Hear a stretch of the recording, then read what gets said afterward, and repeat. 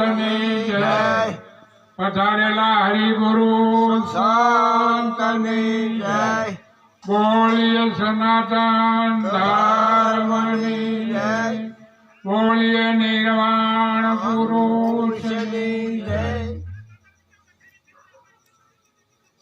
હે પરમ તત્વને પૂજીએ હે પરમ તત્વને પૂજીએ ને સેવીએ સુગરીત અવસાર સ્વરૂપે સદગુરુ વંદીએ વારંવાર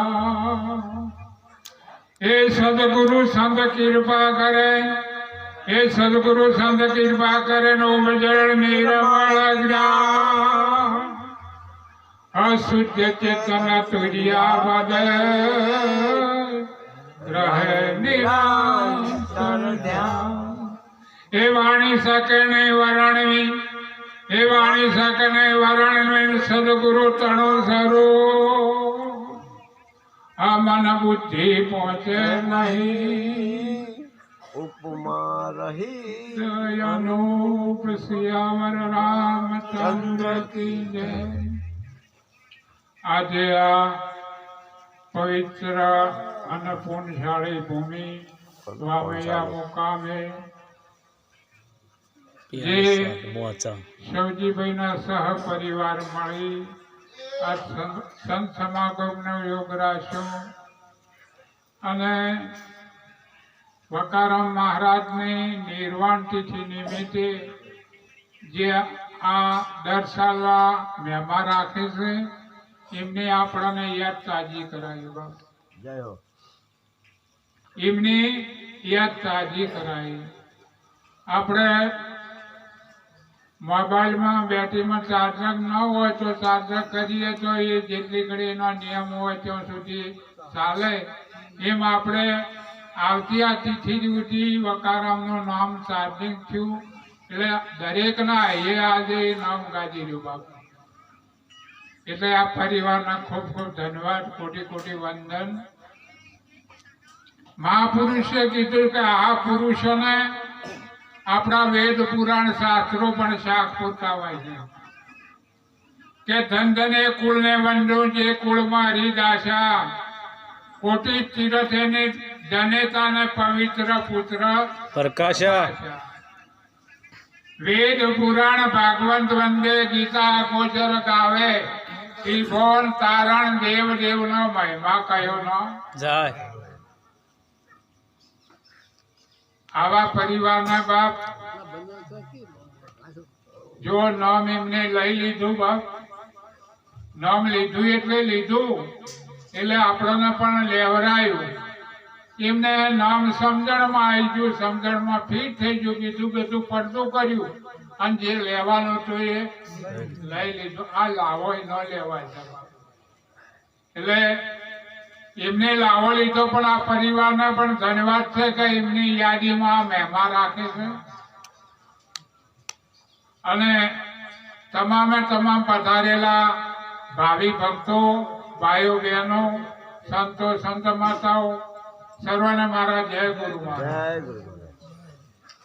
સંત મહાપુરુષે આપણા આગળ ગદમાં પદમાં વાણીમાં જે રજૂઆત કરી શબ્દે શબ્દે આત્મજ્ઞાન થતું આપણા લક્ષ્યમાં બાપ આવે તો એવી પણ કોઈ વાણી નહીં કે આપણે ચોથી લક્ષ્ય ના લઈ શકીએ પણ જો શબ્દે શબ્દે એટલું બધું આત્મા તત્વ જ્ઞાન ભરેલું છે તો આપણને લેતા આવડતું બાપ પછી લેવા ગયા અને બે ત્રણ નો હંગાથો ભેગા હંગાથી ગયા એમ કરતા કરતા પુલના છેડે પહોંચ્યા અને પાછા બીજા મહેમાન ભેગા થયા અને આના કરતા બેઠાણ વાત પાણી કરવા રહ્યા એમ કરતા કરતા અંધારું થઈ ગયું અને પછી બજાર બંધ થઈ ગયું અને લેવા જતા લેવાનું તો રહી ગયું અને પાછા આવ્યા એમ આપણે જે વરવા આવ્યા છે એ રહી ન જાય આ પાછો આ મનોજે પાછો હતો એમને જાય નહીં એનો ખૂબ ખ્યાલ રાખવાનો આપણે શું વરવા આવ્યા છે પરમાત્માની ભક્તિ કરે. આપણે શાસ્ત્રો બીજા સંતો સાક્ષી આપતા હોય છે કે તું ભક્તિ કબૂલ કરી આવેલો છે બાપ, અને હું આવેલો છે ભૂલી ગયો. ભક્તિ કબૂલ કરીને આવ્યો, હું આવેલો ને ભૂલી ગયો. એટલે આ યાદ એ સદગુરુ મહારાજ દેવરાજ આ યાદ સદગુરુના ચરણે જવાની આમ જરૂર નહીં રહેતી બાપ, પણ જે ભૂલેલું છું એ યાદીમાં લાવવા માટે આ જરૂર પડે ને પડે. કારણ કે એકડો માસ્તર કોઈના ઘેરથી લાવતો નથી, પણ બાળકને યાદ નહીં. આ એકડાનું જ્ઞાન નથી, એટલે શાળામાં જવું પડે ને જવું પડે. એકડો અનાદિનો છે, એમ પરમાત્મા અનાદિના છે, તમે પણ અનાદિના છો. આપણે ભગવાન કરીએ અનાદિના છે. બાળક એકડો આપણે શીખવાડી દો, ઘેર બેઠે ને એકડો બોલે જાય તો એકડો આવડે નહીં. એને જે ભૂમિકા છે ભૂમિકા જવું પડે. જે ભૂમિકાનું જ્ઞાન લેવું હોય એ ભૂમિકા આપણે જવું પડે. એટલે આજે આ શિવજીભાઈએ તમને અમને દર્શનનો લાવો લેવડાવ્યો લીધો, ખૂબ ધન્યવાદ છે. કારણ કે તુલસીદાસ મહારાજ સરસ કીધું છે, ભાગ બડા મનો તન પાવા સુર દુર્લભ સદ દર્શન ગાવા. એક તો ભાયક આપણો આ મનોતુનો દેહ મળ્યો બાપ, બીજું ભાયક આ સંતોનો સંગ મળ્યો. ઓનાથી જેવું રૂડું જોવે બાપ, આવું મળી જો આપણને. એક ચિંતા મણી પારસ કો કે ચિંતામણી જે કોઈ આ મનો દેહ છે બાપ, આ દેહ મળી જો, આ સંતોનો સંગ મળી જો.